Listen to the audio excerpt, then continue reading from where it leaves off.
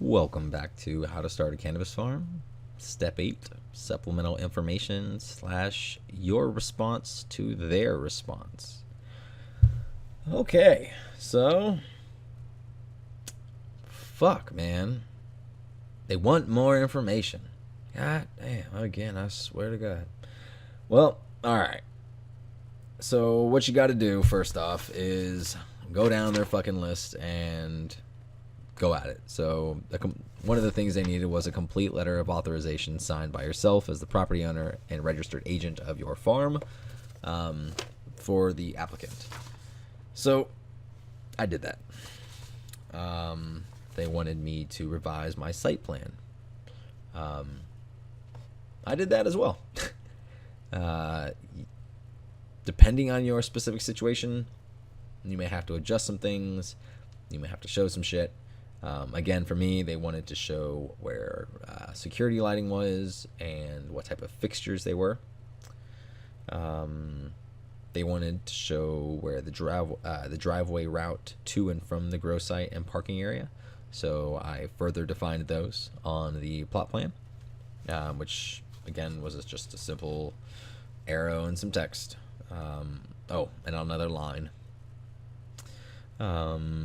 Access to the parking area was further defined, as in text, some arrows. The hammerhead turnaround and the dimensions were also further defined, as in I can explicitly said, and this is also, and by the way, I guess I should say this, everything that I'm reading right now, I wrote this up on just a briefly supplemental information just piece of paper. That's what it says. It's just a Word document, supplemental information at the top. Number 1, complete letter of authorization has been included. Number 2, revised site plan, and so on and so forth. So under the hammerhead turnaround has been further defined. It consists of widening a road into 20-foot width after the terrace in the bank, 20-foot rows in front of the greenhouses and hoop houses, and the 70-foot requirement has been met by a 212-foot width of each road in front of the greenhouses and hoop houses. The unfinished garage is an existing garage that was in the original plot plan. Existing unfinished garage has been further defined as part of the residence and has nothing to do with the marijuana production. The floor houses for the greenhouse have been included. Now, one of the things that you may remember them asking for are floor plans for the greenhouse and garage, if applicable, including any mechanical and electrical components. Well, luckily, at the time that I was going to be purchasing from Full Bloom Light Dep. They are out of Medford, and for their pricing at the time, it was better than the pricing that I was looking at previously, plus the installation was going to be much less than the other ones that I was looking at previously. And again, the market determined my business plan and my plot plan and everything, so I adjusted. And Full Bloom Light Dep, and to be honest, most greenhouse, really good greenhouse companies, or even resellers that are just reselling private labeled stuff, they should all come with their assembly instructions, a part list, and hopefully the power load for all electrical equipment and all relevant electrical and mechanical components. Luckily, the guys at Full Bloom, they were able to email me everything. I just sent them an email, told them what I needed, and they included,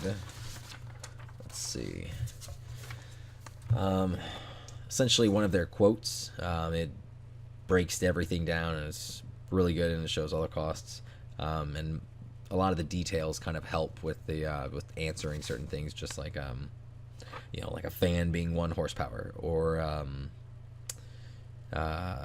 this specific contact panel has 2 10 amp circuits and 3 12 amp circuits and 3 18 amp relays and blah blah blah.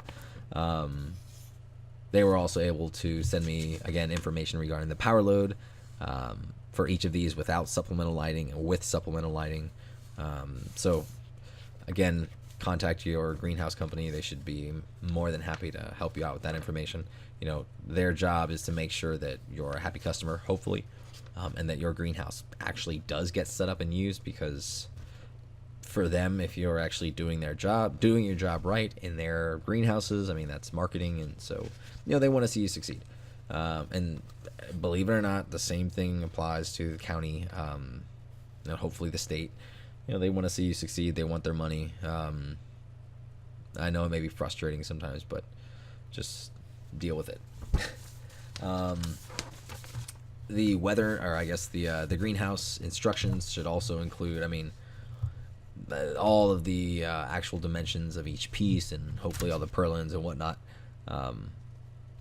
That should be sufficient. Let's see, what else?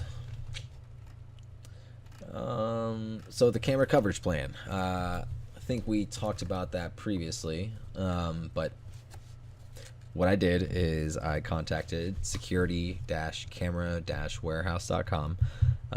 Again, I paid them money. They don't give me shit. I've used them previously when I was doing Kratom, and I purchased cameras through them because they had really nice cameras and all their NVR and stuff. When I got into the cannabis industry, turns out they're helping everybody anyways, and I already knew them. But if you contact them, just send them an email or even go to their website. They actually, I think they got some space for, I don't know. I know that they have information regarding specific states and camera and storage requirements. Just to give you an idea, at least they've gone so far as to address that for the industry to kind of help guide you, so they can be trusted in that sense. Now, I contacted them. I sent them my plot plan, let them know exactly what I needed. That I needed no blind spots, and then I needed not only a camera coverage plan for the development inset or my enclosed area, but I also needed a camera coverage plan for inside the specific greenhouse, just to show that there were cameras in there, showing everything. And so they were able to help me out with that. Again, security-camera-warehouse.com. They'll do it for you for free. Obviously, they want you to spend your money there. That's up to you. Cheat codes, man. Just giving you cheat codes. So, what else?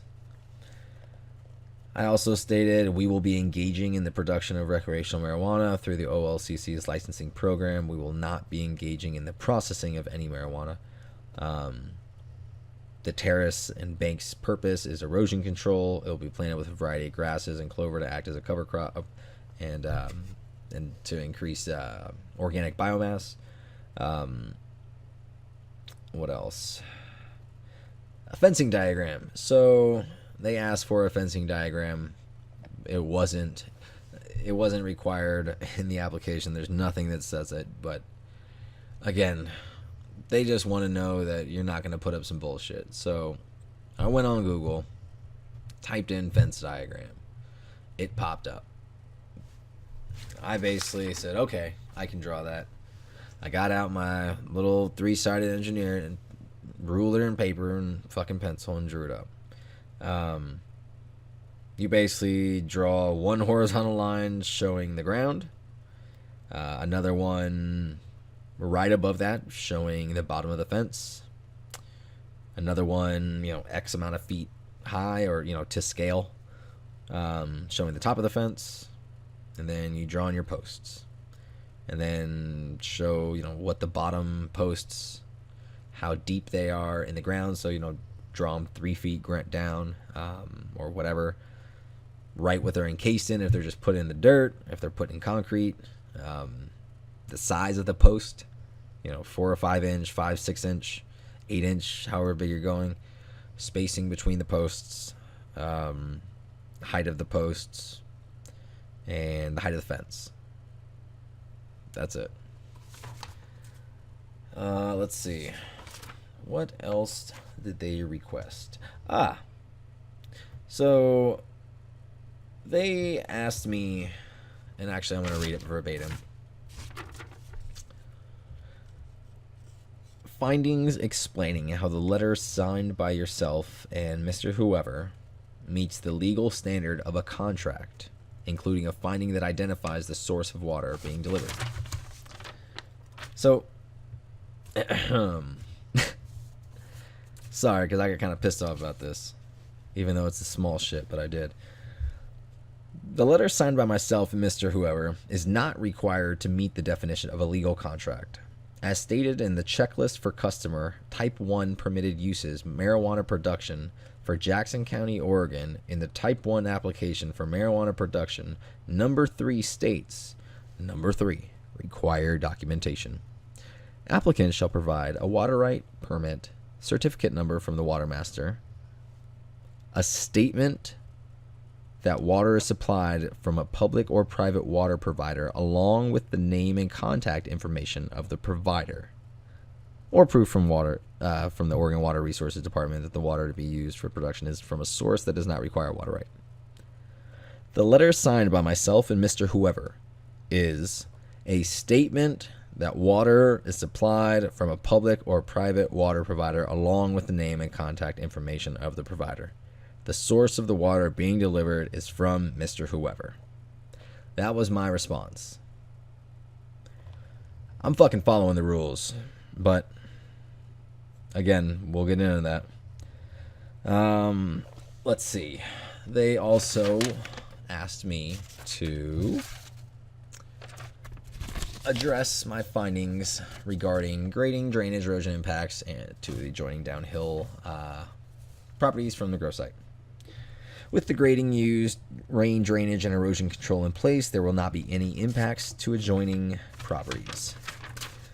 The 70-foot terrace bank is graded in such a way as to limit soil erosion and ease drainage issues. At the base will be a variety of berms to allow water to drain directly down into the ground. It will also help slow any excess rainfall. Combined with cover cropping and our efforts at soil remediation, water retention capabilities will be increased due to biomass and increased soil biodiversity. Just briefly, one of the reasons why flash flooding and flooding in general is such a big issue is because water is not, because the soil's water retention or ability, and I can't remember the unit of measurement, but because the soil's ability to absorb water per second, or is so low, it prevents all of that water from actually being absorbed into the soil and hence running off. By increasing organic biomatter or biomass and bringing in organic matter, you slowly start to build this little ecosystem that becomes the soil food web. And that helps with water retention. It helps with fucking life. Like, it allows things to grow. It allows nature to come back into play.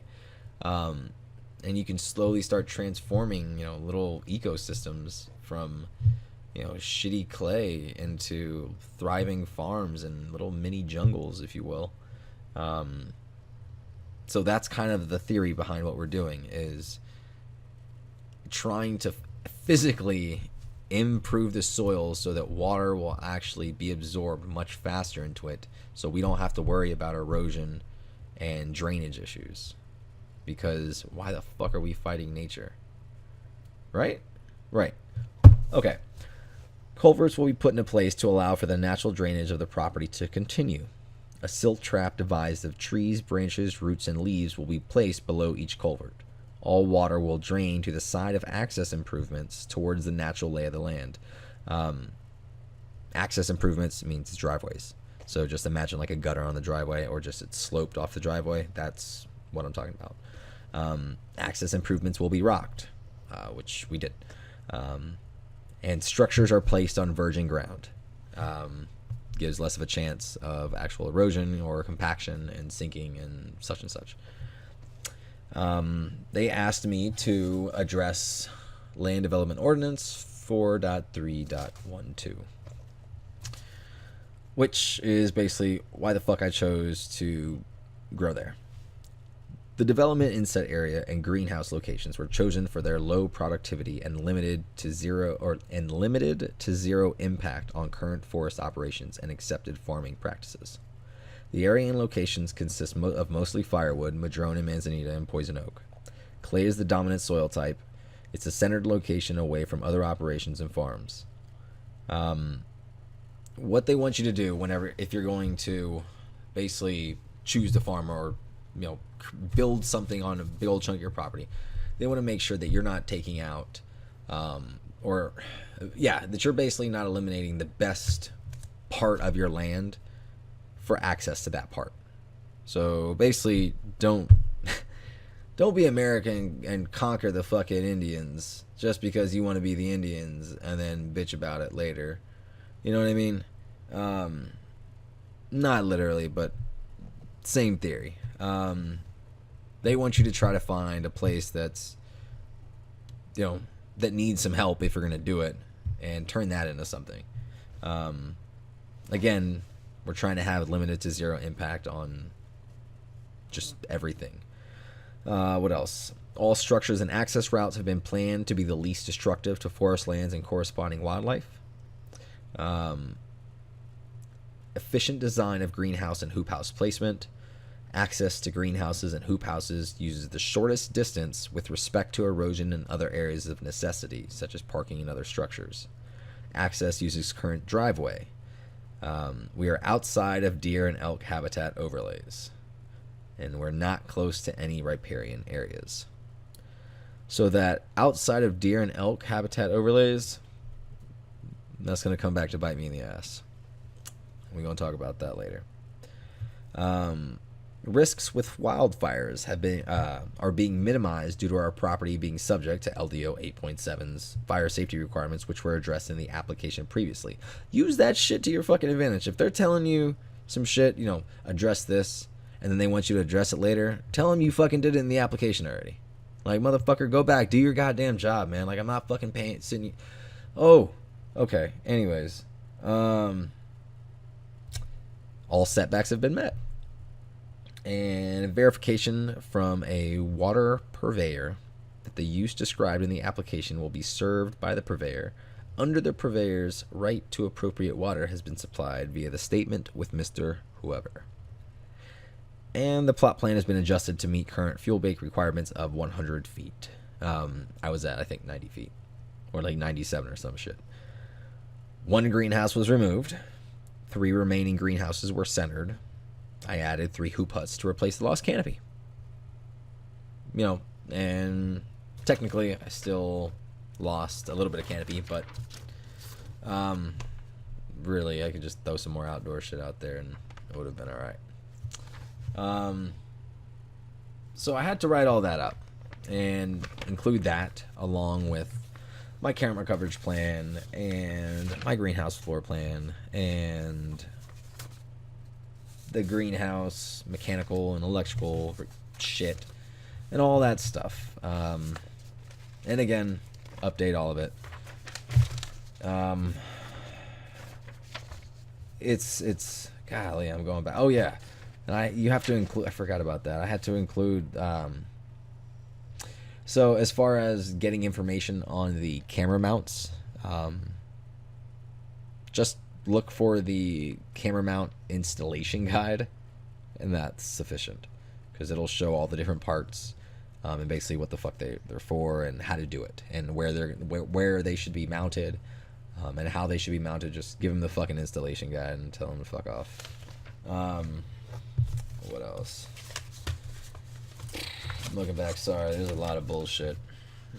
Trust me, you're about to go through the same thing. You're going to just be saying the same thing, looking through all these papers. It's weird how an application goes from just, I don't know, 5 pages maybe to about, I think, an inch, maybe 2 inches. But yeah, so once you get all this together and you respond or you figure out how you're going to respond, do so. But again, be prepared that there will be more coming. So with that said, that is the end of step 8. You should be mailing your supplemental information off now. And next up, we will be getting into step 9, your first break, conditional approval. And with that, I thank you for listening to How to Start a Cannabis Farm.